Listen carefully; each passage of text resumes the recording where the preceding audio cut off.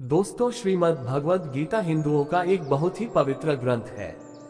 महाभारत का वह भाग जब भगवान श्री कृष्ण ने अपने उलझे हुए मित्र अर्जुन को महाभारत के युद्ध में सलाह दी थी, वही श्रीमद् भगवद गीता है।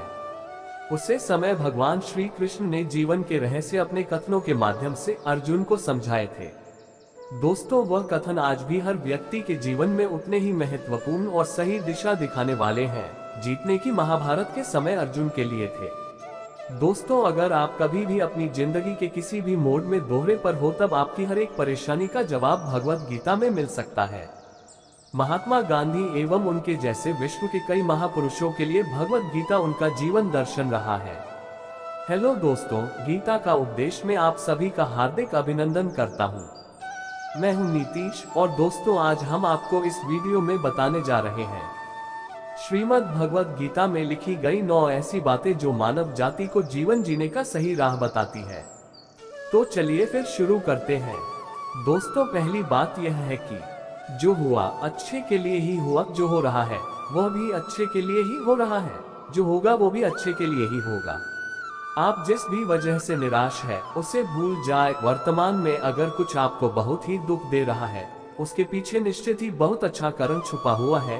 ये एक चक्र है जो आपको स्वीकारना ही होगा। इसलिए न भविष्य और न ही पिछले बीते हुए समय के बारे सोचिए। आपके पास वर्तमान है, उसे खुश होकर आनंद के साथ जिए। परिवर्तन ही संसार का नियम है।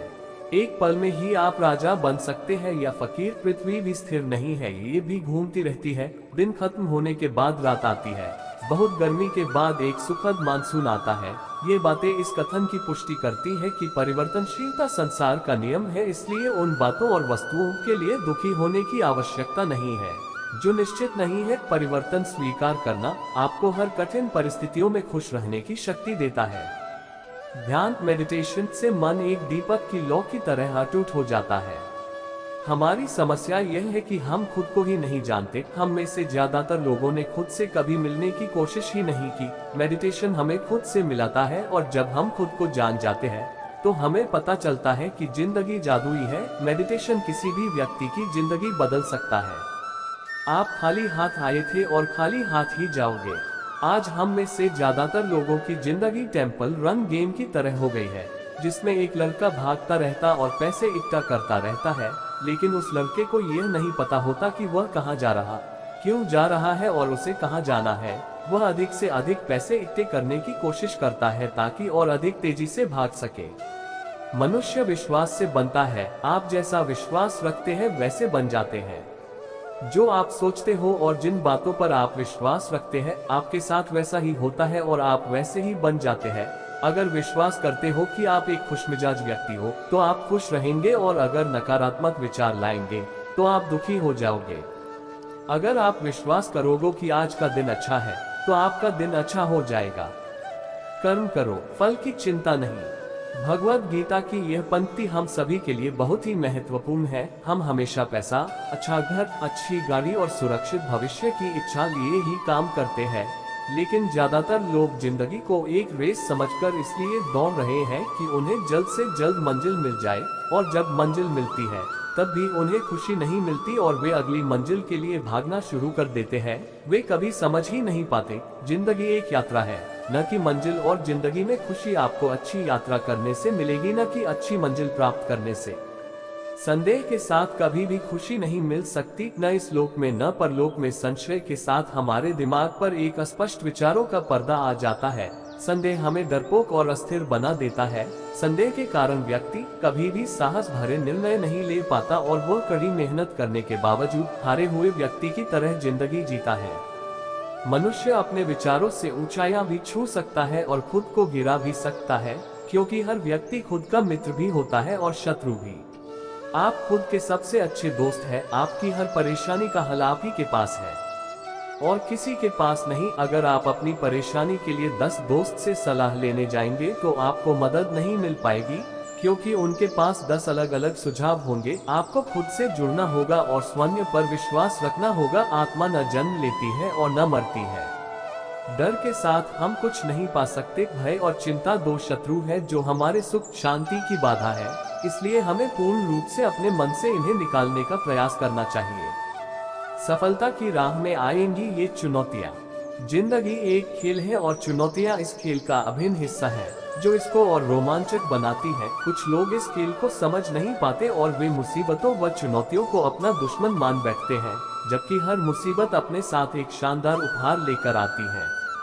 एक ऐसा उपहार जो आपको हर बार यह विश्वास दिलाता है कि आप कुछ भी कर सकते हैं, आपके लिए नामुमकिन कुछ भी नहीं। यह उपहार आपको विश्वास दिलाता है कि जिंदगी इतनी भी कठिन नहीं है जितना आप सोच रहे थे। यह उपहार आपको एक नई राह दिखाता है जिस पर चलने से आप वह सब हासिल कर पाते हैं जो आप कभी सपने में सोचते थे। यह उपहार व्यक्ति तभी प्राप्त कर पाता है जब वह धैर्य और साहस के साथ उस मुसीबत का सामना कर लेता है। जो लोग चुनौतियों और मुसीबतों से घबरा जाते हैं, वे इससे कभी भी आगे नहीं बढ़ पाते। चलिए जानते हैं ऐसी ही चुनौतियों को जो आपको सफल बना सकती है। उम्र सिर्फ एक नंबर है। सफल लोग अपनी उम्र को कभी अपनी सफलता के आड़े नहीं आने देते। वह कौन है और क्या करने की क्षमता रखते हैं, इसकी पहचान उनकी उम्र से कभी नहीं होती। हो सकता है कि लोग आपकी उम्र की वजह से आपको बताएं कि आपको क्या करना चाहिए और क्या नहीं, लेकिन बेहतर यही है कि आप उनकी ना सुने। अगर आपको खुद पर भरोसा है तो आपको अपनी उम्र के धोखे में नहीं पड़ना चाहिए। जो सीखना छोड़ देता है वो बूढ़ा है, चाहे 20 का हो या 80 का। जो सीखता रहता है वो जवान रहता है। जिंदगी की सबसे बड़ी जीत है अपने दिमाग को जवान रखना। जिंदगी हमेशा उस तरह नहीं चलती जिस तरह हम चाहते हैं, बल्कि जिंदगी उस तरह चलती है जिस तरह के हम हैं। इसलिए स्वयं को मजबूत बनाएं। अगर आप कुछ हासिल नहीं कर पा रहे तो शिकायत करना बंद करें और पता लगाएं कि आप क्यों असफल हो रहे हैं।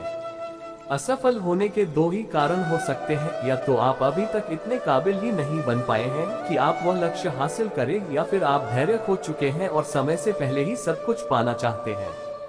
असफलता को एक चुनौती के रूप में स्वीकार करें और आगे बढ़ें। डर महज एक भाव के अलावा कुछ नहीं है जो आपकी कल्पना से और बढ़ता है। डर को आप खुद चुनते हैं, लेकिन सफल लोग अपने इस डर को कभी खुद पर हावी नहीं होने देते।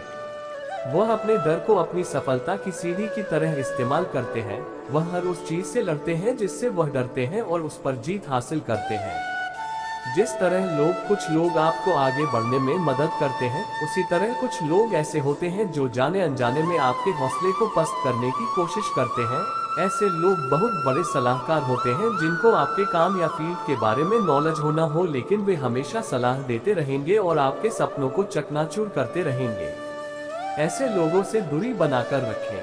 आपको ऐसे लोगों की बातों को चुनौतियों के रूप में लेना चाहिए और अपनी सफलता से इन लोगों की मुंह बंद कर देना चाहिए। डर की तरह ही आपका बीता हुआ कल या आने वाला कल महज आपके दिमाग की उपज है। बीता हुआ कल आपको चुनौती देता है कि आप पहले की तरह ही भविष्य में भी असफल होंगे, जबकि आने वाला कल आपको अनिश्चितताओं से डराने की कोशिश करता है।